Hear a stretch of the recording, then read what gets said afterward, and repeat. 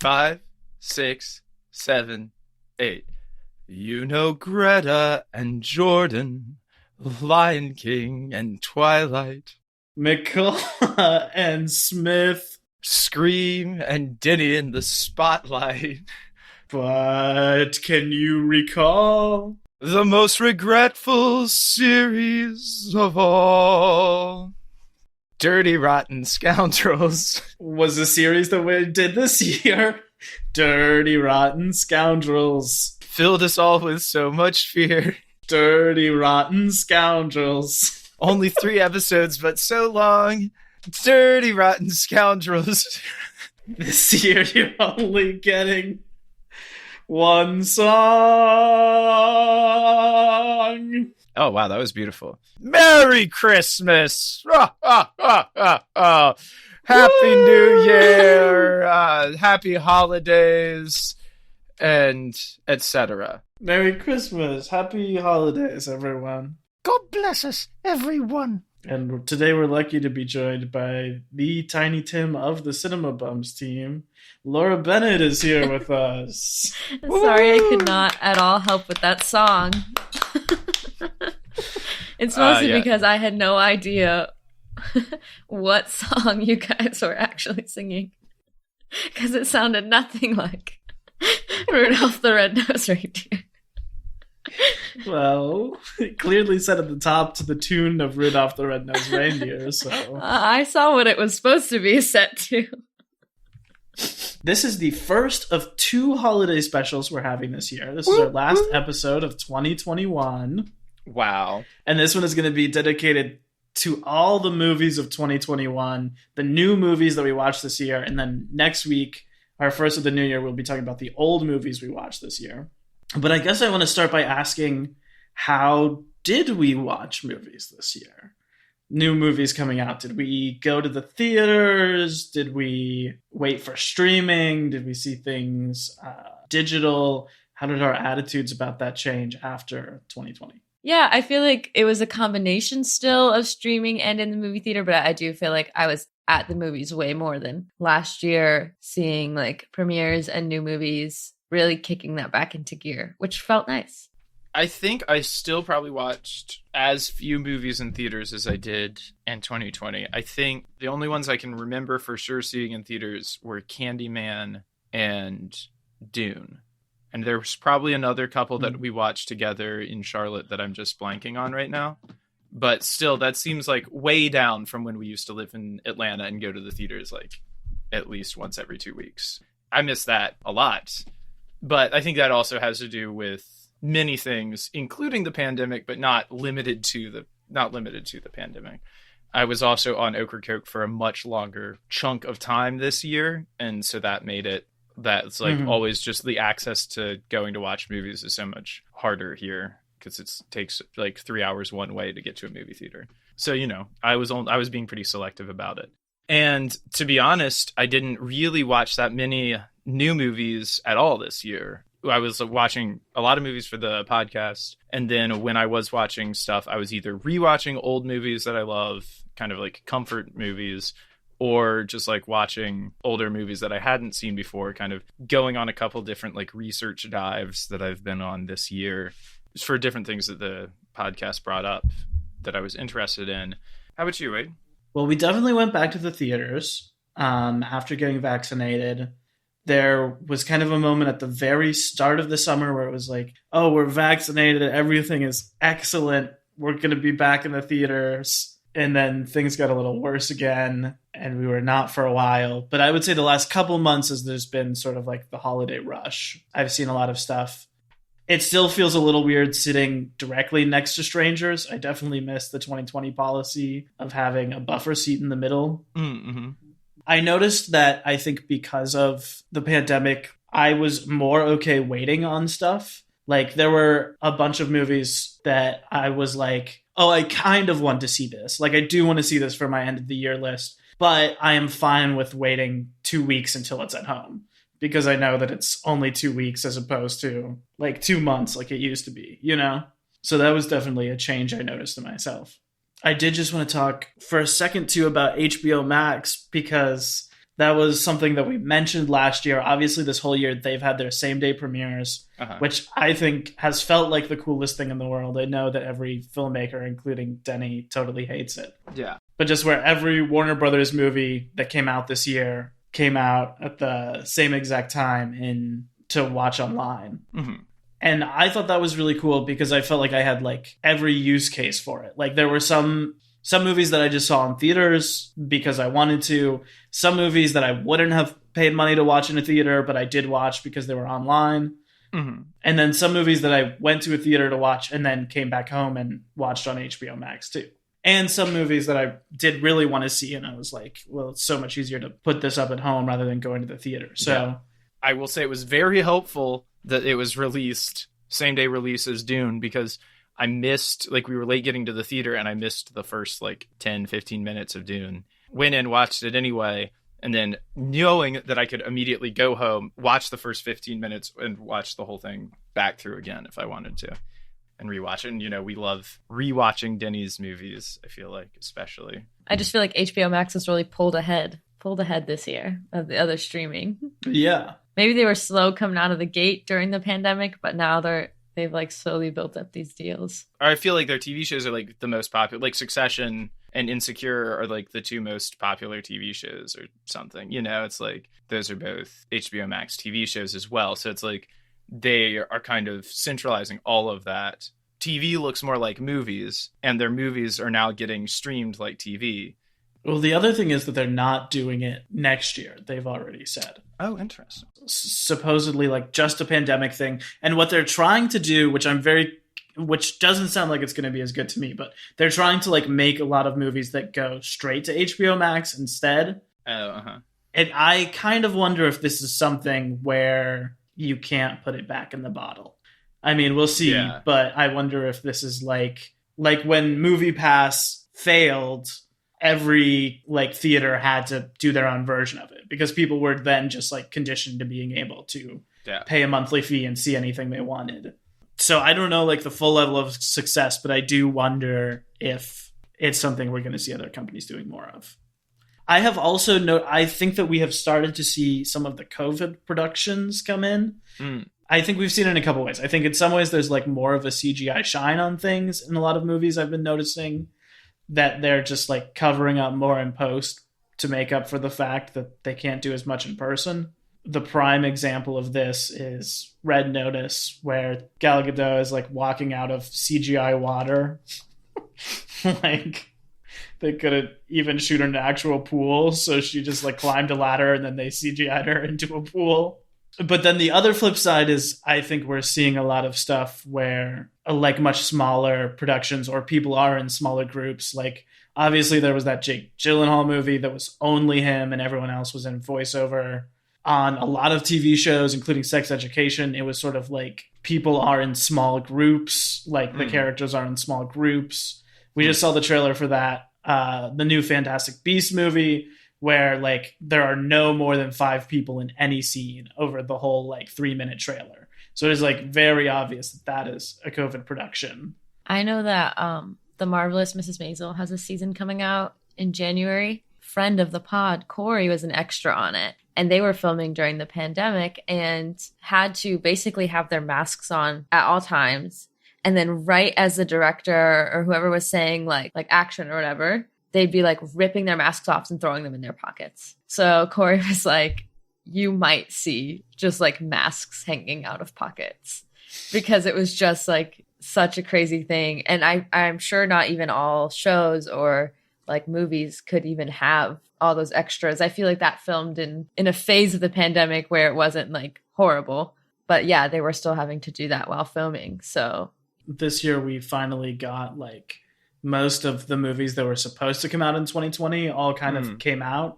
So I feel like now what's really on the docket is stuff that was either made half before, half after, or stuff that is fully during. Yeah. Moving right along. Last year we talked about it being the year of plays being adapted to film. This year, perhaps the year of the live action musical.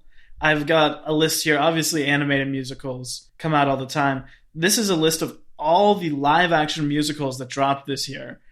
In the Heights, Annette, Diana the Musical, Cinderella, Respect, Come From Away, Everybody's Talking About Jamie, Dear Evan Hansen, Tick Tick Boom, West Side Story, and Cyrano.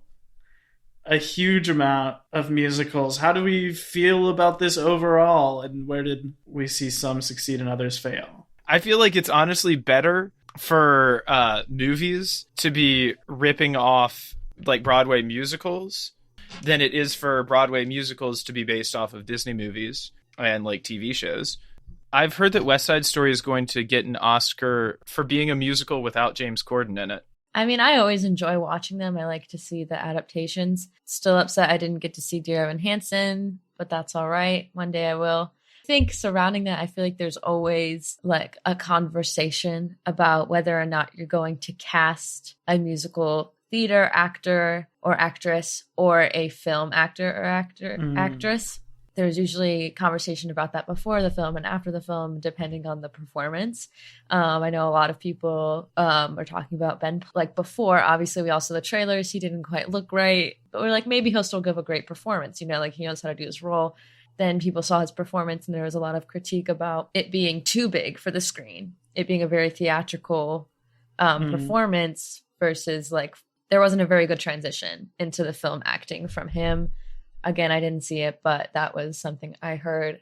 And then with Tick Tick Boom, before it came out, people were talking about Andrew Garfield and whether or not he was the right choice because he wasn't a musical theater actor and what that would look like. But after seeing it, I mean, he did an amazing job. He's a great singer. He like trained for the role in that sense and knew how to act for the screen. And I know In the Heights had a lot of musical theater people as well, but I felt they all gave pretty good performances for the film too. I think it's just kind of up in the air depending on the director as well and like their work with the actors. Yeah, I think Dear Evan Hansen and Tick Tick Boom are interesting inverses of each other.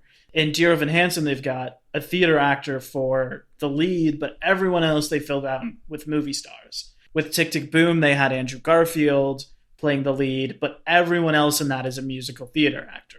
Now I want to talk about our MCU minutes. I want to talk about the Marvel things of this year. Now, this is really interesting because in 2019, the MCU finished their so-called Infinity Saga, the thing they set out to do. They told one story across 23 movies and ended it with the biggest movie ever made in terms of box office. And they sort of completed the story. And then because of the pandemic, we didn't get anything at all for 18 months from Marvel. And then this year they raged back with both movies that were in theaters, movies that were on streaming, series that were on streaming that are basically 6-hour-long solo movies with a much thinner budget. So here are all the Marvel projects this year in order. We got WandaVision, The Falcon and the Winter Soldier, Loki, Black Widow, What If, Shang-Chi and the Legend of the Ten Rings, Eternals, Hawkeye, and Spider-Man No Way Home.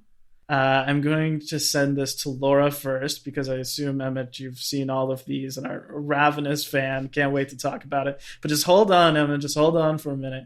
Laura, you have been forced to watch almost all of these with me. So what did you like? I did enjoy WandaVision. I know Emmett watched that too, right? You watched that, Emmett. Yeah, it was great. It was just a very solid TV show. Very interesting style of TV. I wasn't sure how I felt about it for a while, but I feel like they just did a really great job of connecting everything. I think I ended up liking Falcon and the Winter Soldier a good bit. Again, it took me a long time to get into it. Loki, I don't think I liked very much, although I really wanted to because I love Loki. Yeah, and I guess for the movies, I really enjoyed Black Widow and Shang-Chi. I'm in the middle of watching Hawkeye. Did not enjoy Eternals. There's a lot to talk about here. But I thought it was a pretty successful year for them in general. But I really did not like the Eternals. It was bad. It was just a bad movie. That might be a hot take, but like, it just didn't look very good. There was too much going on. So many characters. And like, they just didn't develop these characters enough for me to care about them. And I also didn't think the writing was very good. or the acting. But everything else was like that I saw was pretty good. Like for something I probably wouldn't watch on my own and then I just sit down and watch because it's on with Wade. I did like a lot of it. A lot of it surprised me because I would never seek out and watch these shows on my own. Maybe I would have watched WandaVision. I would never. Just to clarify, watch. I would absolutely never be caught dead watching these shows on my own volition. And I can't even believe I have to admit here publicly that no, I'm just kidding. I feel like they were trying to push the boundaries, make different things. Not all of them worked, but a lot of them did. Shang-Chi was very special, like very unique and good. And I feel like that and WandaVision are definitely my top. Yeah, I certainly agree that we did see them try a bunch of different things this year to really branch out. I also really didn't like Eternals, which is sad because I really like the director and cast. And I will say that I'm already pissed off because I could immediately tell when I watched it that it is the one MCU movie that is going to be like remembered and celebrated in 30 years. Like it is obviously the one that's going to be the cult classic where in 30 years people will be like, oh, it's good actually. We didn't appreciate it at the time. But like straight up it isn't. Emmett, what about you? Any MCU thoughts? I know you're the MCU stan of the podcast. Yeah. So the only one of these that I saw was all of WandaVision and the one like half a scene in the Falcon and the Winter Soldier where they are at Krog Street Bridge in Atlanta. And I loved that part of Falcon and the Winter Soldier because it was like, I've been there. But other than that, Hawkeye looks like the most boring thing I can imagine and not even worthy of. Jeremy Renner has been done so dirty by the MCU for so long, and now they're going to give him a TV show and it's called Hawkeye and he's not even he's not even the main Hawkeye. I mean, I just think I think it's dumb. I think he should get out. I think serious actors should boycott the MCU and leave it to just the complete idiots. Like it's a completely, okay, here's the problem. The MCU has, since Infinity War, been struggling with the fact that they killed off half of the universe. And then they were like, well, obviously we have to bring them all back. But in the interest of making Endgame an interesting and good movie, they made that like really complicated and made it like very hard that people had been gone and then they came back the same age they had been. And it was like this huge traumatic experience for the whole world. But now everyone is trying to like deal with that in some way in the movies. Like everyone has to like make some sort of reference to like the disaster. That movie came out before the pandemic. All this stuff is coming out after the pandemic when the idea of like half the population or a large part of the population just like suddenly not being there anymore feels like a hell of a lot realer now than it did then. If you're going to play in that territory, I think you need to take it seriously and do it well. I think that's something that WandaVision is all about. Like WandaVision is entirely about the trauma inflicted on the characters by the previous movie. And I think that's what makes it interesting. Like, I think the gimmick of the show is a really good gimmick. But I think the reason why it works and like doesn't just become a series of gimmicks is that it is dealing with her very real pain at the bottom of it, and that actress is really good in the lead role. Like, everybody's having to deal with that in some way, and it's going to take them a long time to like return their universe to a baseline normality. And I don't think they know where they're going next. Yeah, I think you're right about the weird pandemicness of the snap. I also think you're right about Jeremy Renner because the show Hawkeye, I don't know if you know this, Evan, Hawkeye is about Haley Steinfeld fighting Florence Pugh.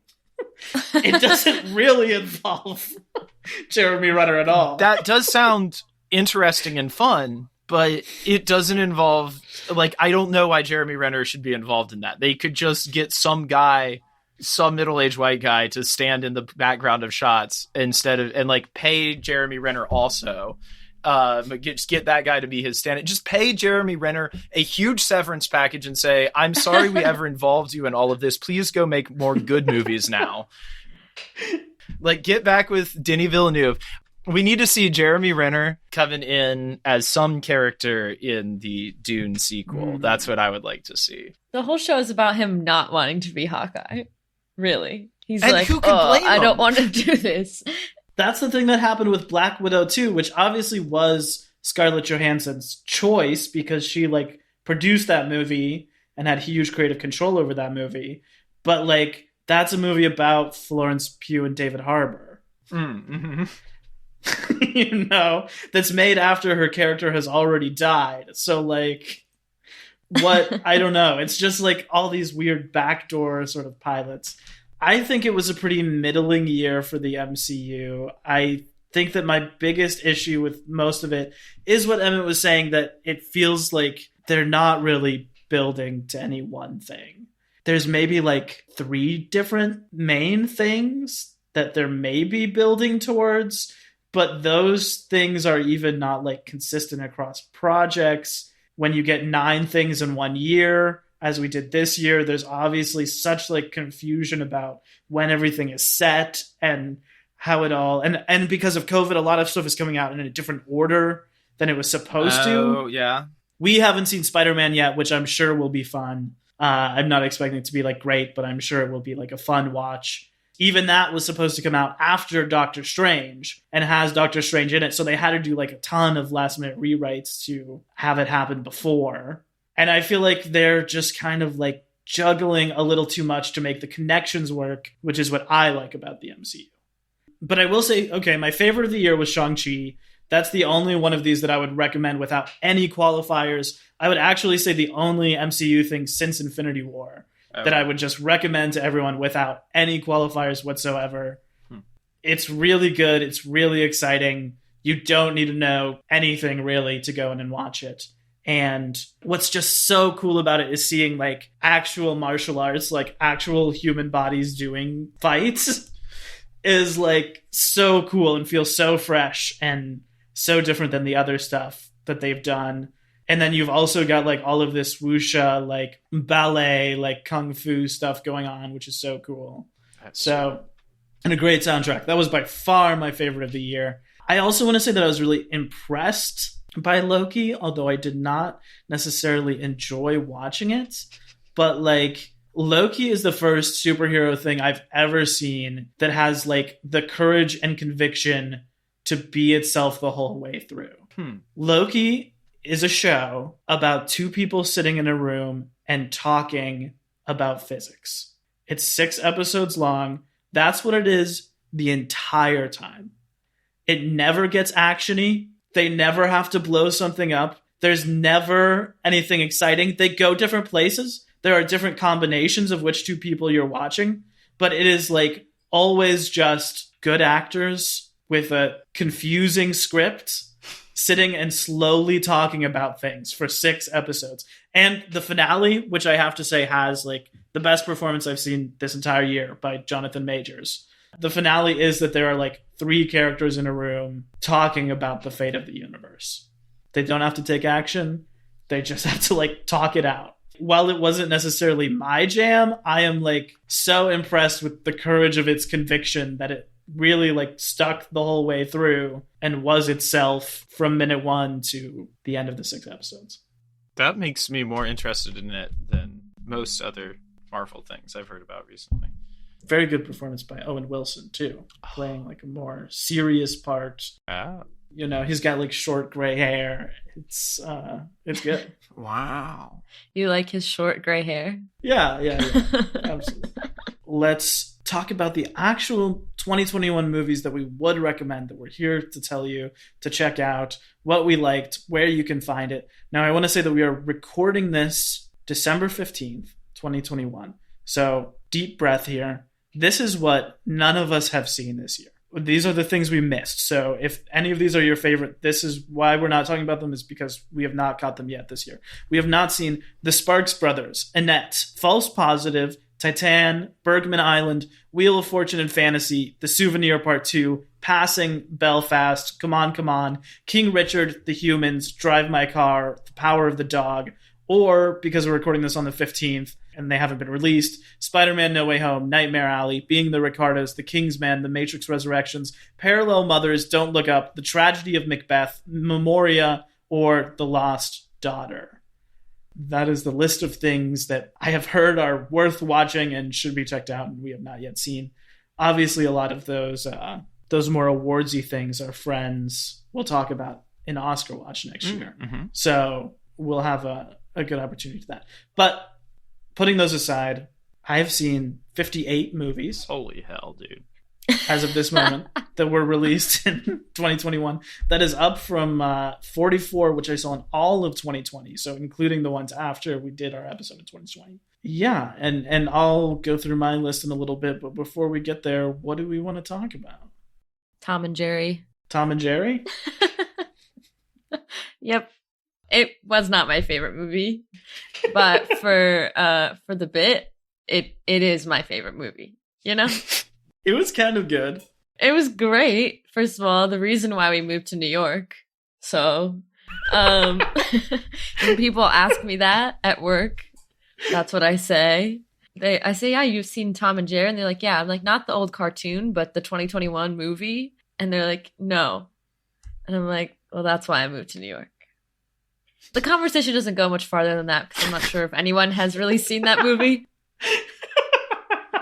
Again, we watched it on HBO Max, so thank you to HBO Max. And it was just up on the screen, one of those screensaver movies.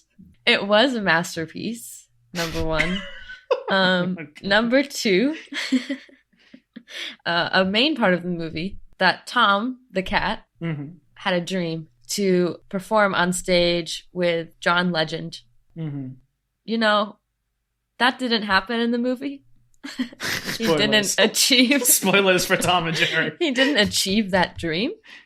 And I think that's kind of beautiful that they didn't they didn't focus on that, you know, because life isn't about an hour and a half. I have a dream, and at the end of that, I'm going to have this dream come true. No, it's about the work that you put in. It's about the time it takes to get there. Otherwise, what would life be if not the journey, you know? So I think it's a really beautiful movie and a reflection of a dreamer. Yeah, five stars. 5 stars. I actually did kind of like Tom and Jerry, which Laura did not, but... No, I loved it. I think I remember loving it. Okay, movie I want to shout out here that I feel like got overlooked, but is truly like a classic of dad cinema. Like the daddiest movie I've seen this year. And frankly, thrilling. It was called Nobody. It stars Bob Odenkirk, who is the dad from Little Women, as like a very average suburban man, lives with his family, having trouble with his marriage, boring job he doesn't like. One night, burglars invade his house, and he basically has an opportunity to get a swing on one of them with a baseball bat, protect his family. He doesn't take it. They get away with stuff. No one gets hurt. And then he kind of goes into this like deep, dark disturbance about why he couldn't, you know, take the swing. And that leads him to eventually like going out on a hunt for revenge. This movie has great action scenes. It's from the team that did John Wick and Birds of Prey. So like the action sequences are so cool, and it's very funny to watch like a 60-year-old comedian, you know, just a bunch of crazy fighting. But truthfully, all of this is burying the lead. The lead here is that his father is played by the greatest of all time, Christopher Lloyd. The last 30 minutes of this movie are Bob Odenkirk, Christopher Lloyd, and the RZA taking on approximately 200 Russian gangsters in a giant warehouse that they have home aloned, set to like classical jazz standard movie music. And it is like unbelievably insane. Seeing like 90-year-old Christopher Lloyd do things with a shotgun that you can't even imagine. It is like just a thrilling movie. There's like the first 30 minutes of it have an almost interesting plot, and then that totally gets left behind just to be like an action movie for the last hour. But the action is so good, And Christopher Lloyd is still so charming and so magnetic on screen. So I loved it. Watch it with your dad. It's very violent, but and if anyone wants to bond with their dad this Christmas, throw it on. Hell yeah. I would like to shout out Saint Maud. Mm. In an era of prestige horror, this one is like up there. It's creepy. It's horrible. You can't look away. It's like a very intimate movie. You know, it isn't a movie like on the scale necessarily of a Midsommar or, you know, like Us or even Get Out, but is like just so like tight and just completely surrounds you in the atmosphere of this place. I think it takes place in Ireland in like this little rural seaside town, and is just the creepiest. Can't recommend it enough. It also features a talking cockroach, who we read a whole article about. It does this thing with the scares where like it's so tense and it's building up to something horrible happening, and then you watch just the beginning of the horrible thing happening, and then it cuts to like a different time and place, and you're like, wait, what happened there? Mm-hmm. And it like does that a few times, which is so effective. It's not really a jump scary movie, but like literally the last 10 seconds of the movie is a gigantic, shocking jump scare that sends you into the credits. So may I say it is burned into my mind. Yeah. The last 10 seconds of that movie. Yeah. Horrifying. For real. Yeah. Laura, you got another movie? Well, it's fresh in my mind, so I guess I'll talk about House of Gucci. Mm-hmm. It's currently my phone background. Someone at work said, "Is that really your phone background?" And I said, "Do you really have no taste?" Yes, Adam Driver and Lady Gaga dressed in cute winter garb is my background. I said, it's festive. House of Gucci was incredible, okay? It was over the top. Just some really wild storytelling. I had no idea the story of the Gucci family or of the main characters that Adam Driver and Lady Gaga are playing. So that was really interesting as I was watching. Yeah, I just really enjoyed the performances, the story in general. Who's the actor in it that I usually hate? Jared Leto. Jared Leto. Okay, so I very much dislike Jared Leto, but I will say his performance as Waluigi in this movie was very good. Somebody just let him literally do, which I feel like they do a lot, whatever he wanted. And this was the one time I can say, like, it worked out for him. Some people may disagree, but I think I said this on the last episode I was on, but like the over-the-top Italian characters really get me. Yeah. They just work for me. They're so funny. It was a big year for that. Yeah. This and Luca are my top movies. So, yeah, no, I really liked it. It's great. Yeah, it's good. It's very synthy. I think you see Adam Driver playing against type a little, particularly in the first half an hour. And him and Gaga's chemistry is very good. And Gaga is very good in it. Despite it being like a much sillier, kind of messier movie, I think it is like a worthy follow-up to Star is Born in terms of like a role worthy of the work she's putting into it. Very fun, a very funny movie to imagine being directed by mid-80s Ridley Scott. But yeah, I liked it a lot. I'm going to shout out Summer of Soul. This is a documentary that's on Hulu. It is directed by Questlove, the drummer from The Roots. And it's basically a concert film that is about this summer festival that took place in Harlem in the summer of 1969, which is the summer of Woodstock, also the summer we landed on the moon, the summer right after a couple like really high-profile assassinations, a very turbulent time in American history. I've also heard that this is when Indiana Jones 5 takes place. So you can learn a little bit of real-life history about the political stuff that'll be going on in Indiana Jones. But the reason to watch this is because it is just this like fascinating festival of all kinds of famous soul performers kind of like on the precipice of going huge. Like you've got Nina Simone, you've got Stevie Wonder, you've got Sly and the Family Stone, and all of them perform so well. You get to see like this fully restored concert footage of the time.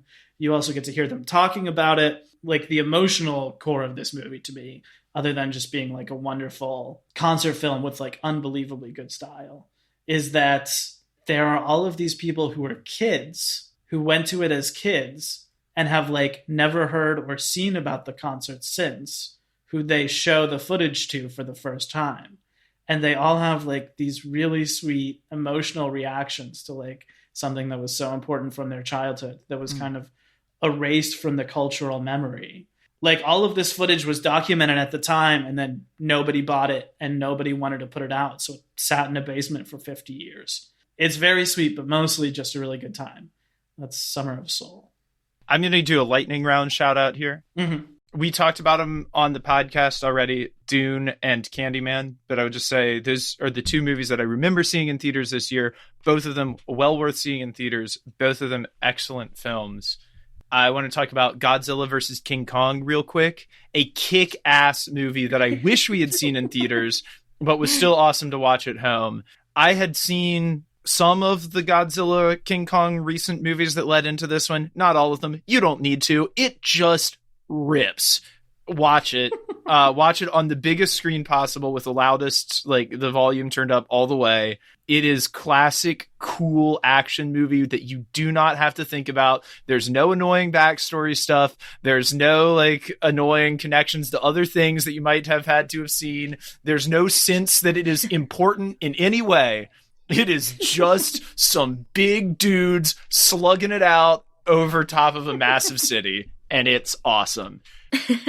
Last thing I want to talk about on this list is my experience, not of watching Zack Snyder's Justice League, because don't worry, dear listener, I did not. But I did watch Wade watch Zack Snyder's Justice League.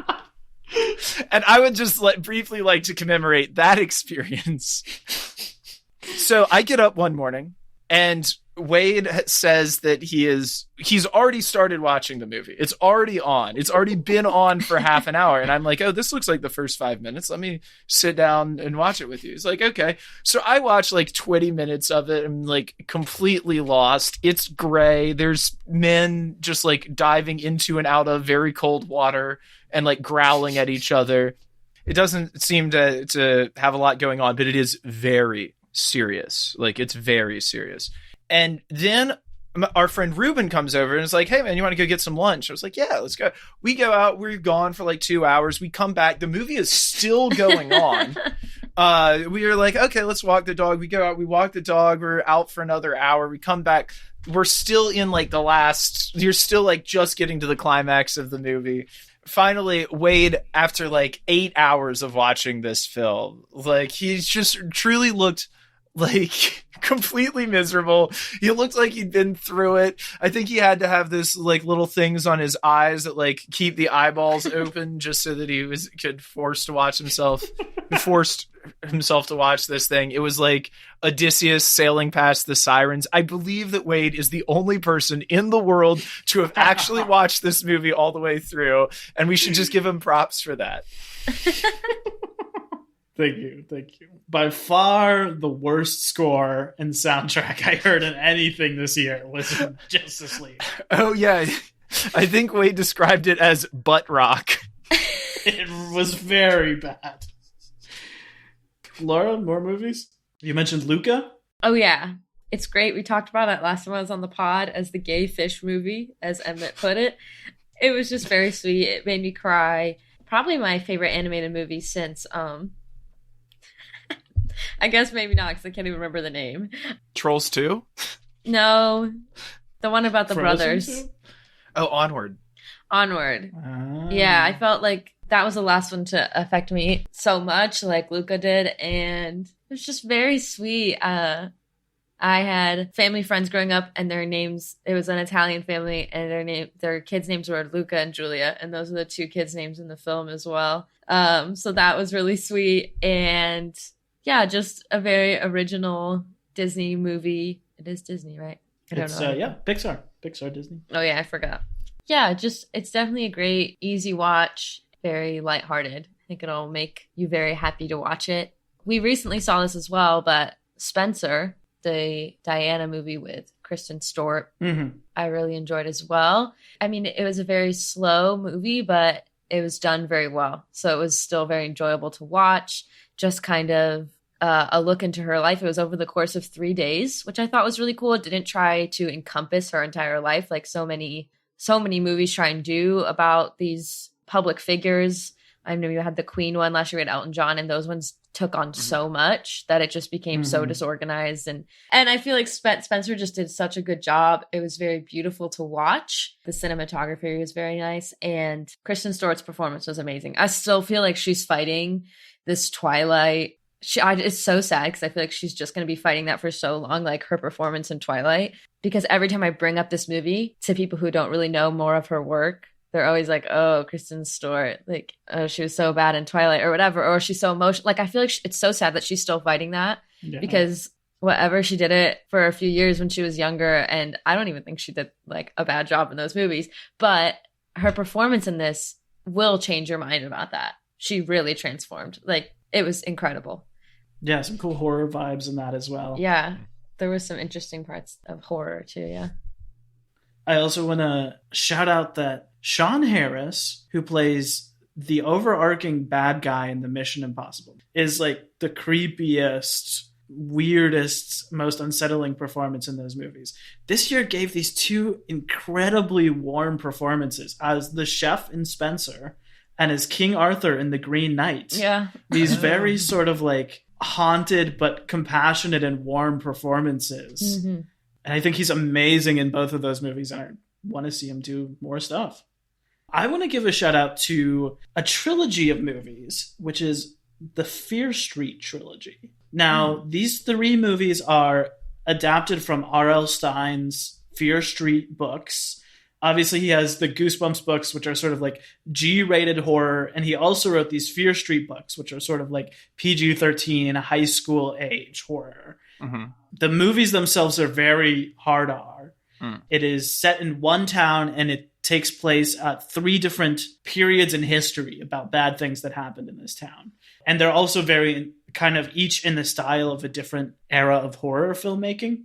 So the first one is set in the 90s, and it's kind of a Scream style horror movie. The second one is set in the 70s at a camp and is a Friday the 13th style horror movie. And the third one is set in the 1600s at like a religious community and is very much like an elevated A24 style horror movie. These were originally meant to release in theaters in summer 2020. They were going to put them in theaters one each month. So like one in May, one in June, one in July. They ended up being sold to Netflix, and Netflix put them out one each week. They're good. They're not great. The writing especially is like a little bit rough, but I am just like so fascinated by that release model of like shooting three like actually separate, like it's not like a long movie, it's not a TV show. It is like three movies that they shot back to back and then released kind of all in a row for you to watch like that. I just think that's really fascinating, and I want to see more experiments with the way that movies are being released and paced and everything. Like, it was really cool to watch that. Yes, the last one I want to shout out before we get into my list is just a sweet little movie called Together Together. It is about Ed Helms plays a straight single man in his 40s who wants to have a child. So he has a child via surrogacy, and it is about him and Patty Harrison, who's also a comedian who plays the surrogate mother of his child. And it's about the relationship between them. It's kind of like a sweet, low-key indie rom-com, but it's more of like a friend com. It's about these two people who have this like very weird relationship and like slowly get to know each other and become more intimate with each other and like go through this pregnancy together while being sort of like a woman in her early 20s in a weird part of her life and like a man in his mid 40s in a weird part of his life. I think you're a little worried it might go some places, and it never does. but it is still like very rich and emotionally deep. Yeah, I feel like those characters are also worried it might go someplace. You know, like you're with them and that's like always a fear or a thought. And you know, like you feel that too with them.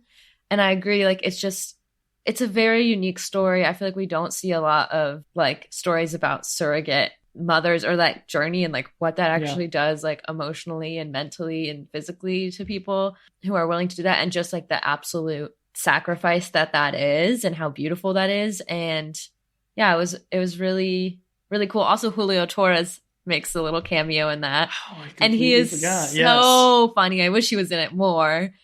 He's just like her friend who works with her at a cafe and has so much sass. There is a lot of funny moments in that movie, but he just really steals the show every time he's on the screen. He's so good. I really enjoyed that movie too, though. Would you say it is a better or worse movie about surrogacy than Baby Mama, starring Tina Fey and Amy Poehler? I've never seen that, but I would say probably it is better than that. As someone who has not seen it. Just a hunch. All right, shall we get into it? Talk about these top 10, which somehow Wade has turned into a top 11.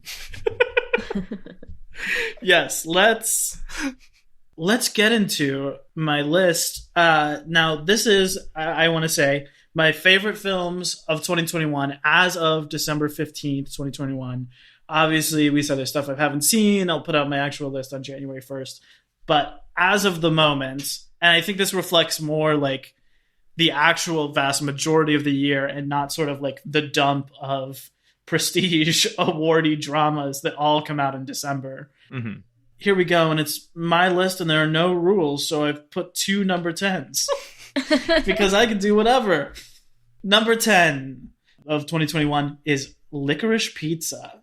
This is the new movie from Paul Thomas Anderson. It is a period piece set in the 1970s in Los Angeles. It is about a child actor played by Cooper Hoffman, the son of the late Philip Seymour Hoffman, and a photographer played by Alana Haim of the band Haim. They're both great in it. This movie to me is about this like very honest feeling that definitely happened to me in my life, where in your teenage years, you can be like totally 100% sure of where your life is going to go and what you're going to do with it, and be like so driven, just be like certain of everything. And then in your 20s, you could be like totally, completely lost and have no idea what you're doing or why you're doing it or how to do it.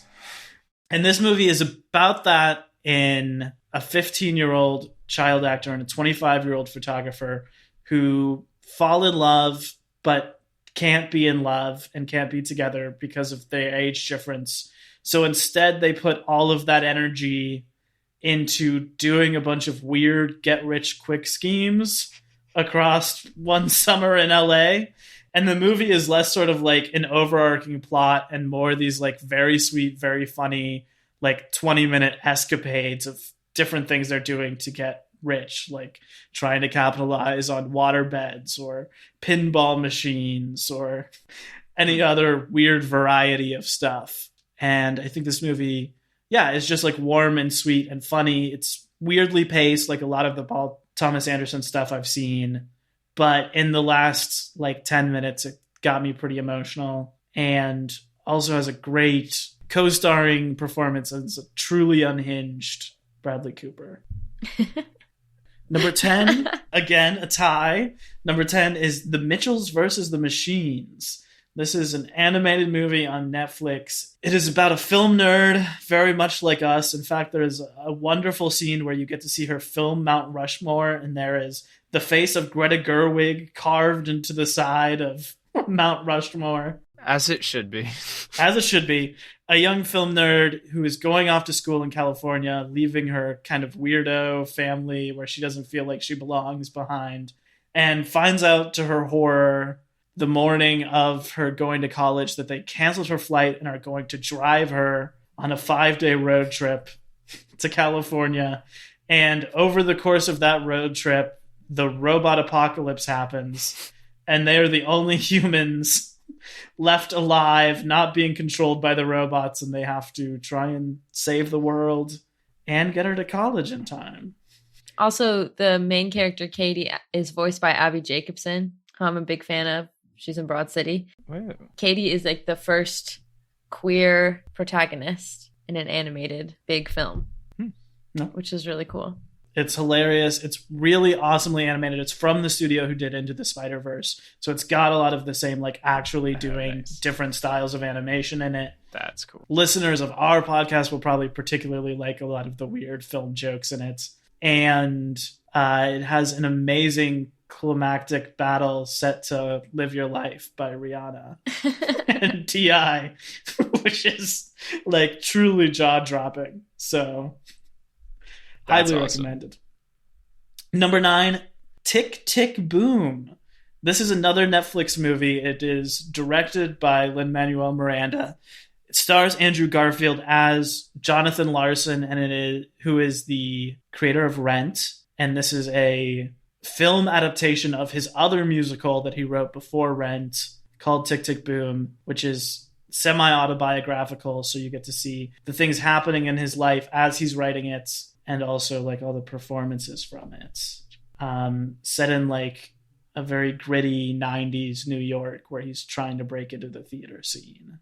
Emma, I think you should watch this. I think you would really enjoy it. It talks a lot about like the struggle between pursuing your art and wanting to do that so badly, and then also like the realities of providing for yourself.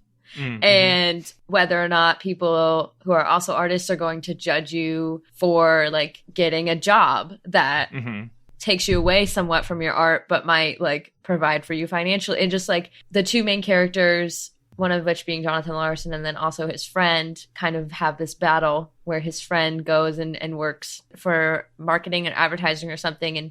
But they always used to perform for each other.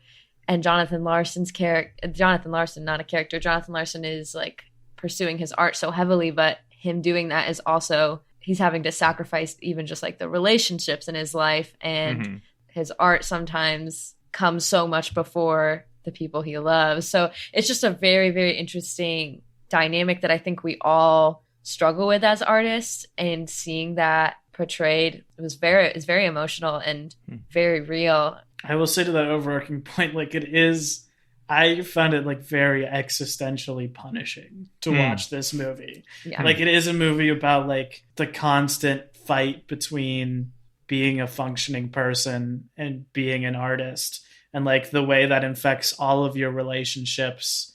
And I definitely watched this movie and thought it was like a very brutal, hard look at the honesty of that. And then I've heard other people say that it is like a horror movie about how you should never be friends with an artist, which I get that perspective. Yeah. If this is not what you do of watching this movie, like how much of a horrible person he can seem like in some moments. But I think it's really well done. It's also got like an unbelievable amount of musical theater cameos. It is the Avengers Endgame of musical theater. And he is so good in it. Like, his performance is amazing. I hope we'll be talking about it more come Oscar watch. Sweet. Number 8, A Quiet Place Part 2. This is John Krasinski returning to the director's chair for a direct continuation, a movie that starts kind of with a 20-minute prologue before the first movie and then continues immediately from the moment the first movie ended. Yeah, it just slaps. Just slaps so hard. Yeah. Sequels just like are so hard to stand on their own even, or have something original. And I feel like I always go into sequels a little bit scared, especially when the first one was so good. And this was kind of partially a prequel. Like it had a lot of flashbacks as well. In the style of the first one, you know, that on the edge of your seat horror, but also like very intense action. And they found, like John Krasinski found new ways to bring that same feeling of the first one. And it was still very exciting. And yeah, I remember just leaving that movie and having so much to think about and being very, very excited about what I had seen. Yeah, it rocks so much. It's just a thrill ride horror movie. Not to be reductive, but I would say this is the best Jurassic Park movie I've seen since The Lost World. Like, It's unbelievably good, and it is in that style of like thrill ride horror monster sequences of like awesome. a family you care about trying to get past a monster. Damn. And I feel like for all the talk of like the new class of guys that learn stuff from Spielberg and are putting it into these movies, like Krasinski in this movie does it better than I've seen anyone else do it. Damn. Like the Spielberg influence. A small thing I want to call out, this movie does what the Star Wars movies do in their third acts, which is where you have 3 battles all happening at the same time and you're cross-cutting between. They're all sort of like getting worse and then crescendoing at the exact same time. This movie does that for its entire middle act, where the family is split up and they're each going through something horrible. And you have like a 30-minute sequence of watching all 3 of these happen at the same time. And it is like so thrilling and exciting. And then that ends. And then there's like 2 minutes of downtime. And then it does it again. Where there is once again 3 insane battles of like entirely different settings and threats going against these characters. This is also a movie that starts with a child character you love in a world where people cannot make noise or they will die. A child character you love stepping in a bear trap. You see his foot get destroyed, and then he screams the loudest anyone has ever screamed. So you know, like, from frame 1 of this movie, that anyone can get hurt, that it is going to go there, and it is, like, just such a tense watch. So well directed. That's the same, like, as her stepping on the nail in the first one. Just, like, the shivers, just like, oh. Yeah, the feet pain. Absolutely horrible. Damn. Number 7, No Time to Die. The last James Bond movie starring Daniel Craig, the end of his 5-movie run, directed by Cary Joji Fukunaga, originally supposed to be directed, among many other people, by Denis Villeneuve. And it is, in some ways, very similar to a Denis Villeneuve movie in that it is very long. It's like almost 3 hours long, and there are so many practical effects. Like, it just looks amazing and is set in a very real world. Just like, it's great. Like, you can see so much care that Daniel Craig put into this movie and this character. It was written by Phoebe Waller-Bridge, and in many ways it feels like Fleabag season 3. And I know that that is like a weird premise for a James Bond movie, but it works. They make it work. And I love Rami Malek, who's a guy I'm so on, is the bad guy in this. And I think that like he plays it just right. What I love about this movie is that it does the Last Crusade Logan thing, where it's not the greatest adventure he ever went on. It's just the last one. It is not that they're trying to blow up the world. It's not that this villain is connected to everything that's happened in all the other series. Like, this adventure is notable because it is the last time that James Bond is suiting up to go out there. And so it's like small in a way that really works. The criticism you could have of this movie is that it's too long. It is too long, but the only thing that you could cut is the best sequence of the movie, which is this like 20-minute sequence in the first act, kind of disconnected from anything else, with Ana de Armas as like another Cuban spy who he's working with, as they have this like great infiltration of a bad guy's lair. I think that's another thing, like many things in this movie, that's just there because Daniel Craig loves Ana de Armas and worked with her on Knives Out and was like, she can be a great spy. And she's there in the best sequence of the movie. I'm definitely more in the middle ground of this. Yes, my critique is it's too long. I feel like they could have cut something else. I just don't think an action movie needs to be so long, personally. Yeah. Okay, number 6, Judas and the Black Messiah. This is another movie from Warner Brothers that's on HBO Max now. It's a biopic. It's a weird way into a biopic, but it's about Fred Hampton, who was the founder of the Chicago chapter of the Black Panthers, was just 21 years old, trying to do a lot of things in his community, and ended up kind of being profiled by the FBI. The FBI does not have good intentions with him. And he's played by Daniel Kaluuya here. But the movie is about Lakeith Stanfield, who's playing Bill O'Neill, a man who is sort of blackmailed by the FBI into infiltrating the Black Panthers and working very closely with Fred and like spending a year of his life being a part of them while also being a traitor. So there's all this like crime thriller stuff of like, are they on to him? Is he going to get caught? Is he starting to believe in this cause? Because he isn't like someone who believes in the FBI, just someone who's being sort of coerced into doing this. I loved this movie. The two lead performances in this are some of the best performances you've ever seen. Daniel Kaluuya, especially, with like the way that he studied for that role and everything, it's just really impressive. And it's a tragic story. It's in American history of the government perpetrating violence against Black people for trying to organize in a way that is just benefiting a community that has been oppressed by the government and by white supremacist culture in the country for forever, and people trying to do good being villainized and then picked off by the FBI. You know, like, this is a very important episode in American history that we should be talking about. Like, you should be taught this in school, and I feel like a lot of people are not. A lot of people are like only shown this image of the Black Panthers as being like this scary like gangster force, where really like most of the work that they were doing was positive community building sort of work. And so I think it's a very good movie. There should be more movies about Fred Hampton and the Black Panthers in general.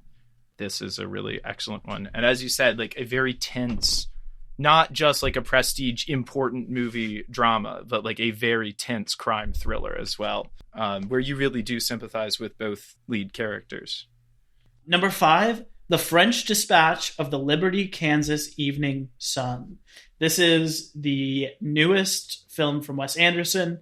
It is his first live action film in 7 years since The Grand Budapest Hotel, which is my favorite of his. I mean, I'm not going to talk about it too long because I'm the only one who has seen it, and it is kind of like, if you like Wes Anderson, you will like this. Mm-hmm. If you don't, you will not. I really like Wes Anderson. I really loved this.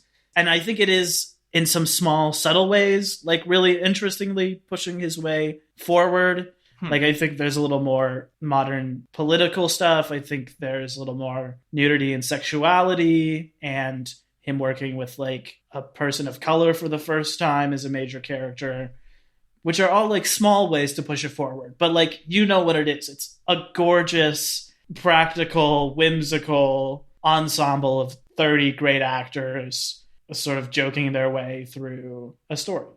And this one is an anthology movie. It's about a magazine, a fictional magazine called The French Dispatch. And this is their last issue.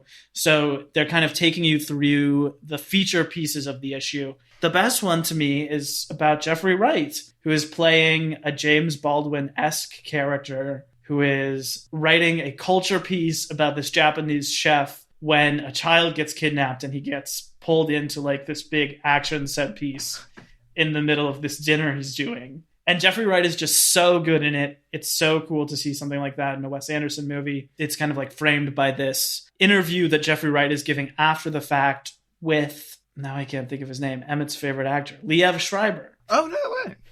Who is also great in this movie and is playing a talk show host like Scream, but is like a very funny talk show host. Anyway, this movie is charming and wonderful. Little small movements forward, but basically, if you like live action Wes Anderson, this is another good live action Wes Anderson. Number 4, The Harder They Fall. This is a Western on Netflix with an incredible cast. Jonathan Majors as the lead, Idris Elba and Regina King as the bad guys, Zazie Beetz, Lakeith Stanfield, Delroy Lindo, all in there as the crew. I mean, this is another one that just slaps. It's so good. I don't like Westerns. I've had to watch a lot of them. I took like one film class in high school and we watched through so many Westerns, and, you know, they're just slow and they just drone on, and I'm not a fan of them, but this one was still very true to the style of Westerns, which I loved. Yeah. But it never felt slow because it was done so well. I really enjoyed everyone's performances and the music.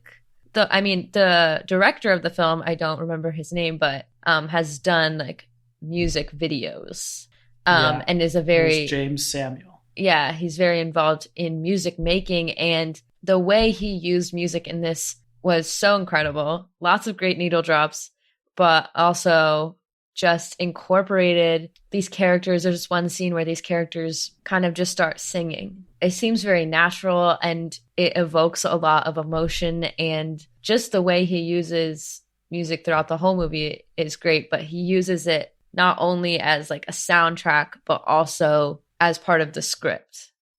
You know, it's not just music we're hearing, but there's also music that the characters are sharing with each other. Yeah, and the action and fights and everything, very, very cool. Yeah, it's definitely one of my favorites of the year as well. It was so good. Yeah, I completely agree. It is more of a faithful Western than you would guess from the marketing. And it also has like this historical point that it's making, which is that every character in it is an actual historical figure. Jonathan Majors is playing Nat Love, and they're talking about the fact that like a quarter of the Wild West were in fact black cowboys. And we don't talk about that a lot. Right. And all of that stuff is super interesting and pretty historically accurate, but like it is just a good Western. Like it is a faithful Western. It's going to be a little slow. It's going to be bloody. So you got to be okay with that. It is not a movie where you're waiting the whole time for it to pop off. But once it pops off, it over delivers.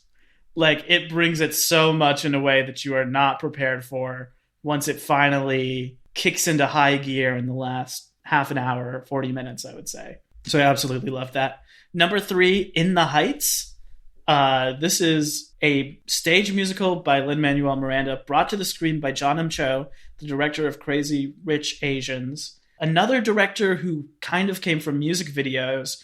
I think the acting is good in this. I think the songs are good. But like really, what I love about this movie is the style of it, which I think is just unbelievably cool. It is like a movie where everything in the world is moving to the beat of the music the whole time. It's so colorful. I think that there is just like something magical, especially in COVID era, of like actually seeing 100 people in a street dancing, something they all learned together. That's what I loved so much about it. Laura, what did you think of this?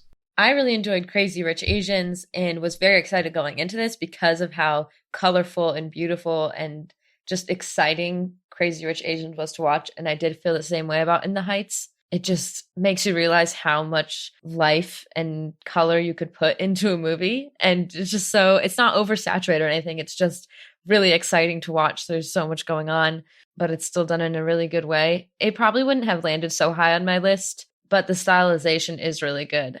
I wasn't a big fan of like everyone's performances or the entire adaptation, but I did really like the stylization as well. It is so good styled. It is such a good like summer movie, which is why I really liked it. And in terms of performances, I do want to say Corey Hawkins, who I've only seen he's in Kong Skull Island. He's in Straight Outta Compton. He's in a lot of stuff, but I've never seen him in a musical before. But he plays Benny, and he is so good in it. Okay, number 2, West Side Story. West Side Story is a musical that was written in 1957. It's the first musical written by Stephen Sondheim, who did the lyrics for it, and who we lost this year. It is a retelling of Romeo and Juliet set in 1957 New York about gang warfare between a poor white gang and a gang of Puerto Rican immigrants and the racial tensions between them, and a couple who kind of try and reach over the lines to fall in love with each other. Now, this was made into a 1961 film first, which won Best Picture at the Oscars, is kind of like regarded as being one of the most beautiful movies ever. Also, the unfortunate thing, all but one of the Puerto Rican cast are white people. They're all wearing like heavy makeup and doing these horrible, horrible accents, which are just like not an actual accent, like not the way that anyone actually talks. But I rewatched the original before going in and seeing this. And I will say, like, the original is, without hyperbole, the most beautiful looking movie I've ever seen. Like, just the visual stuff that they do in this movie is insane. But again, the story, the songs, the performances, some of them are good, some of them not so great. Now, 60 years later, a young up-and-coming director named Steven Spielberg has decided to remake this, or more just do another film of the musical. This is his first ever musical, I think he very smartly does not do any of the things that work well in the first one. The first one is so colorful and beautiful. This is like a gritty, brutal movie set in a poor slum of New York that is being demolished to be turned into Lincoln Center. Stephen has like a fire, like a righteous fury about the way that these people are being like neglected and about how like the government is the real problem that is turning them against each other. That is depicted as they're like literally in the rubble of their neighborhoods that are being torn down. The other thing about like the first movie is the dance fighting that everyone knows. There is no dance fighting in this. It is like a violent, bloody movie where heads get busted open and nails get driven through ears. The screenplay by Tony Kushner has like completely remixed it. Like the songs are in a completely different order, sung by different people in different contexts than what they are in the original musical. And it is like the same basic story, but being told in such a different way. And I absolutely adored it. I really liked the changes that were made. Something when I'm watching the first one is this story is so sad, but they just didn't make me care about these characters enough to where I am like heartbroken for them. You know, like I recognize while I'm watching the first one that this is a very sad story. This has a really tragic ending and, you know, I'm sad. But when I watched that, I wanted to care so much more about these characters. And I think this film really makes you do that, gives them a little bit more of a backstory. It develops the relationships a little bit more. Yeah. That really makes you care. I mean, I was sobbing in the movie theater at the end, which is not usually how I react to the first one. There is a dance battle. They don't do dance fights, but there is a dance battle. It's silly. It's interesting. Yeah, I think this does a beautiful job of staying very true to the original while somehow like creating a very new thing at the same time, which I think is very hard to do. Yeah, I will say Ansel Elgort did not fit into this movie. Very wet blanket performance. Yeah, everyone else was wonderful. Yeah, I just want to say I could do a whole episode about West Side Story, but I love it. I think everyone watch the first one first because you will appreciate like the things that they change and subvert in the new one. But it's like so good, so smart. I think you would really like it, Emmett, just because there's like so much good blocking and like directing that Spielberg has done here that I know you would appreciate. And also because the Romeo and Juliet stuff is really good. It's like one of the most compelling adaptations. Like Riff and Bernardo, the Mercutio and Tybalt characters are both so strong and like kind of the leads of this. Okay, number one, my movie of the year, The Green Knight. This is a fairly faithful adaptation of a Arthurian poem. It is kind of fittingly set at Christmas, and it is about Dev Patel as Sir Gawain in this movie, the nephew of King Arthur, the son of Morgan Le Fay, I believe, who has just sort of like spent his 20s not really doing much.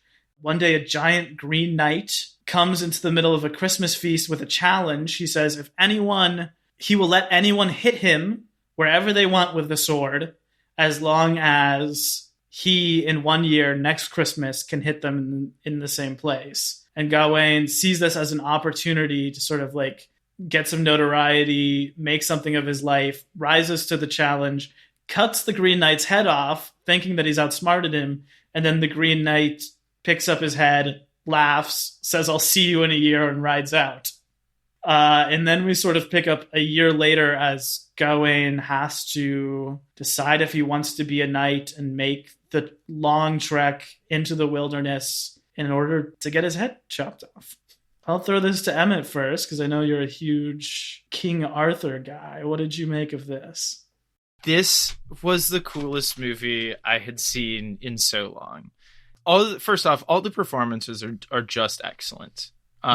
So like from an acting standpoint, great. The directing in this movie is creepy. It's ghostly. It feels like it's set in a very real world, but then that world gets super weird. And as things get stranger and stranger, Wade had the comment that I think this is really interesting about you can really feel how King Arthur and those people are like a Christian people in an age that is not that is not fully Christianized yet in a like world, a pagan, in a pagan magical world. Yeah. And that is kind of like what the Arthur legend is about in some senses, is about the Christianization of England. I think this movie accurately depicts that as like a violent, destructive process that like you see like these forests just like being cut and burned away. Like you just see like this ruin and wreckage of the land. And as he goes farther and farther away from that society,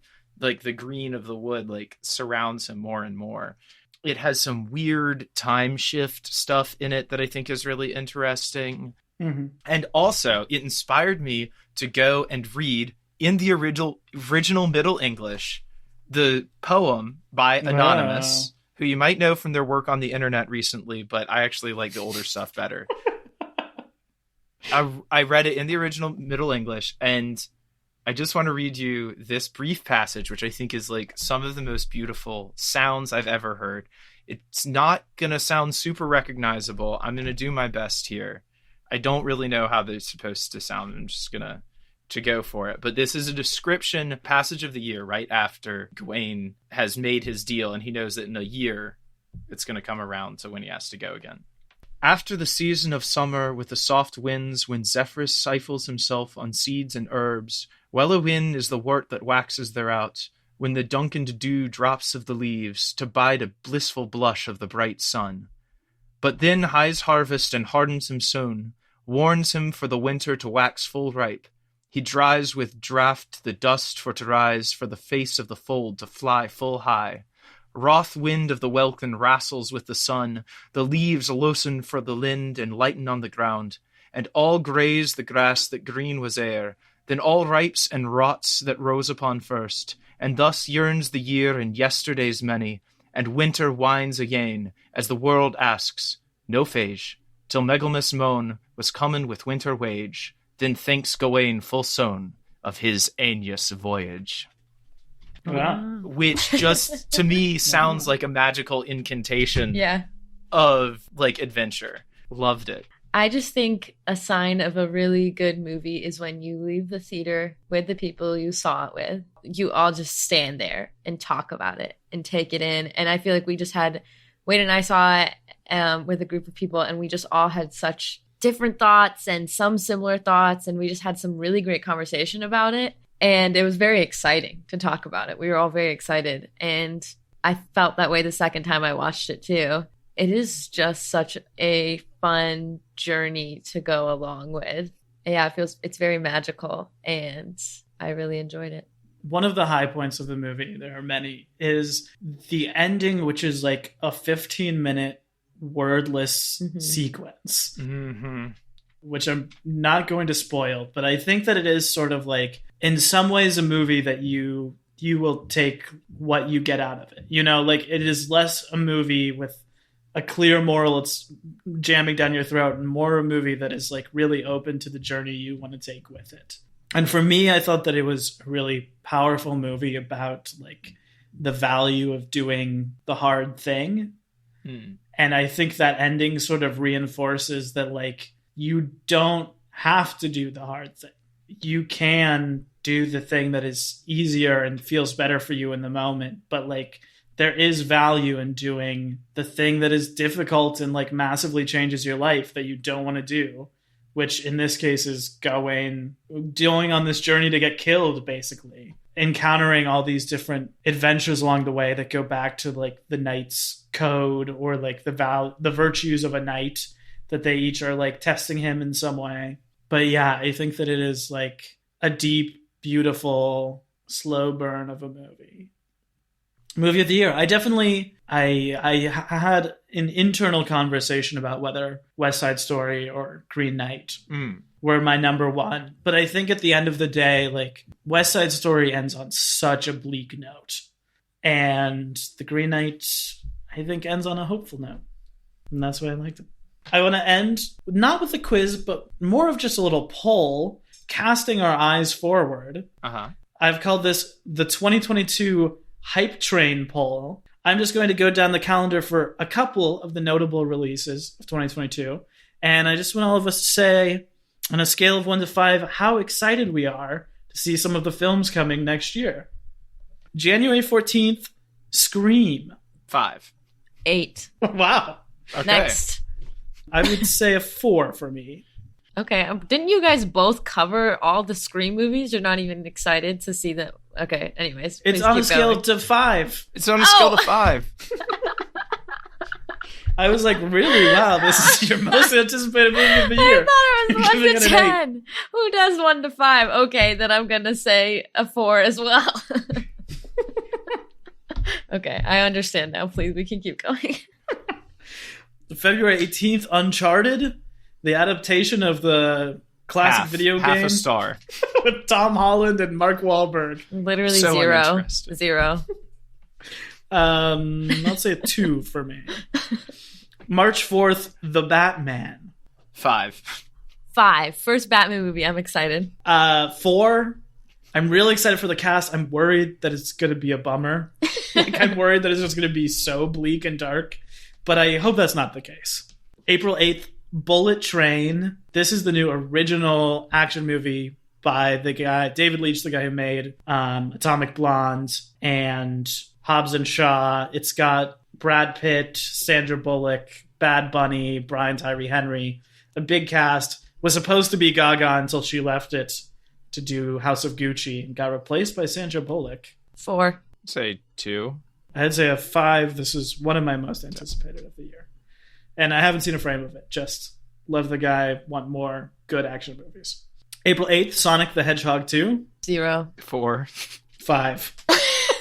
Sorry. It's really 5. I lied. It's really 5. That's a movie that like I feel no like rush to see it. When I see it, I know it'll be amazing. Yeah. April 15th, Fantastic Beasts: The Secrets of Dumbledore. I love Harry Potter more than both of you, and like enough already, you know? But 3.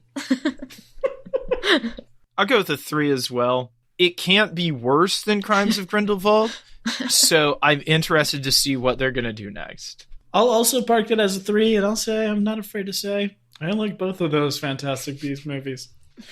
April 22nd, The Northman. This is the new Robert Eggers movie following The Witch in the Lighthouse. It is a Viking revenge story starring Anya Taylor-Joy. That's an 8 for me. Yeah, I'm gonna say On a scale of 1 to 5. 4.5. A 5 for me as well. May 6th, Doctor Strange in the Multiverse of Madness. Old Sam Raimi returning to the directing chair for another horror-influenced superhero movie. Probably a 1. Go with a 2 on that. I'll kick it to a 4. Worried that it's doing too much, but excited to see it. May 27th, the Bob's Burgers movie. 5. I don't need to hear anymore. 5. Amazing. I'm deeply dubious about that. I'll put it at a 3. I love the show, but why would they make a movie? Do you remember the Simpsons movie? No. I'll say a 3. June 10th, Jurassic World Dominion. It's got the cast of the first movie back for the first time since the first movie, and also the cast of the Jurassic World movies kind of tying up the whole franchise, supposedly. I'll give that a 4. I'll say a 3. I think it'll probably be bad, but I'm excited to see it. I also think that they have like finally gotten to what they were trying to do with the first Jurassic World movie. Mm-hmm. Like, so I hope they have something cool to do with it. June 17th, Lightyear. No. 2. I'll also go with 2. July 1st, Minions, The Rise of Gru. 5. I mean, if I were to see this movie, I'm sure I would rate it a 10 out of 10, but I probably am not going to seek this movie out, so I'm going to say 4. I'm going to say 4 as well. July 7th, Thor, Love and Thunder from Bumtober winner Taika Waititi. Ooh. Probably a 5. Probably be good. I'm medium hyped for that. I'd say 4. Yeah, I'd probably say 4 too. Everything I've heard about this movie is truly insane, so I hope that it sticks together. July 22nd, Nope. 5. That's a 5. Yeah, 5 for me as well. September 23rd, Don't Worry, Darling. This is the... 5. This is the second movie from director Olivia Wilde, who did one of my favorite movies. Emmett, it's Smart. Harry Styles and Florence Pugh. Oh, no, that's a 6 at least. It is a 60s druggy love triangle between Harry Call it a Styles, 7. Harry Styles, Florence Pugh, and Chris Pine. Wait, no, that's an 8. Yeah, again, this is, I would say, my other most anticipated 5 for me. September 30th, Mission Impossible 7. I know 0. you guys have not really seen most of these yet. I haven't seen 1. any of them. I hope we watch some of those movies and that I do get hype about it. I hope so too. 5 for me. Can't wait. October 7th, Spider-Man Across the Spider-Verse, Oh, Part 1. 5. A 3. I'll say a 5 as well. November 11th, Black Panther Wakanda Forever. A big question mark about how they're going to accomplish this movie. Also, didn't the girl who plays the sister she can't film it because she didn't get vaccinated? Yeah, she was like a big anti-vaxxer, but then she got injured on set and they had to stop for 3 months. So it's kind of a cursed production. I feel like it'll probably get pushed back. I'm going to say 3 because I feel like it's not going to... I want to see it. I'm interested, but I don't think it's going to... I think it's going to be kind of a downer because of all that. Especially because of missing Chadwick Boseman on it. I need to see some trailers or something. Probably a 2 right now. Yeah, I agree. 2 right now. December 16th, Avatar 2. If this movie actually comes out, it's a 5 because the last time an Avatar movie came out, I think I was in middle school. And even then he was threatening to do more, 5 more or 6 more, or however many more until he dies, until he gets that unobtainium of the final Avatar movie. It can't be worse than the first one. No, it probably can. Yeah, I'm excited to see what kind of massive CGI belly flop this is going to be. Probably a 0. My only experience with Avatar is the ride in Disney World, which was fun. A 1 for me. December 21st, Mario. That's a 0 for me, Chief. I have no words. It will never top the original Mario Brothers movie. My excitement for this movie, a 2. My excitement to talk about this movie with Zane and Patrick, a 5. Nice. And ending on December 25th, Babylon. I know this is a movie probably haven't heard much about yet, but it's Damien Chazelle's new film, who's the man who did Whiplash and La La Land. Historical Hollywood drama starring Brad Pitt, Margot Robbie, Olivia Wilde, and Tobey Maguire. 0. So I'm going to go with 5. Nice. I'll say it too. Lots to look forward to, including next week in the new year. We'll be back talking about our favorite old movies we watched for the first time in 2021.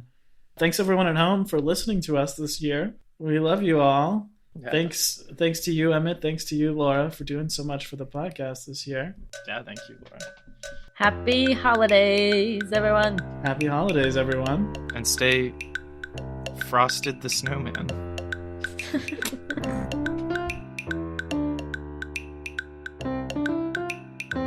Cinema Bums is a production of DKG Podcast. It is created and produced by Emma Temple and me, Wade Lawrence Holloman.